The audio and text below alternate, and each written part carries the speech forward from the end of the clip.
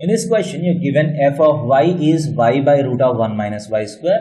G of y is y by root of 1 plus y square.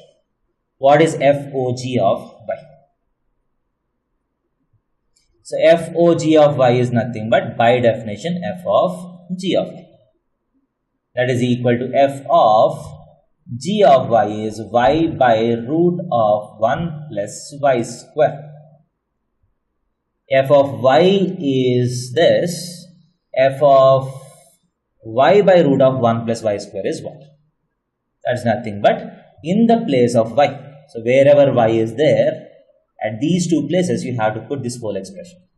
That is y by root of 1 plus y square divided by square root of 1 minus, in the place of y you need to put this y by root of 1 plus y square whole square.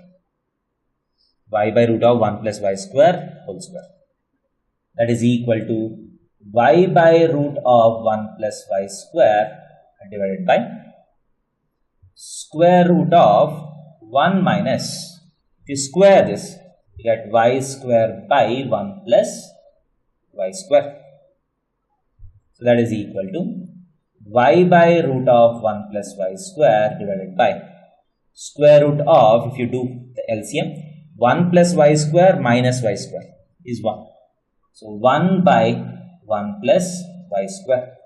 So root of 1 plus y square, root of 1 plus y square in the denominator gets cancelled. So you get y as the answer. So f of g of y is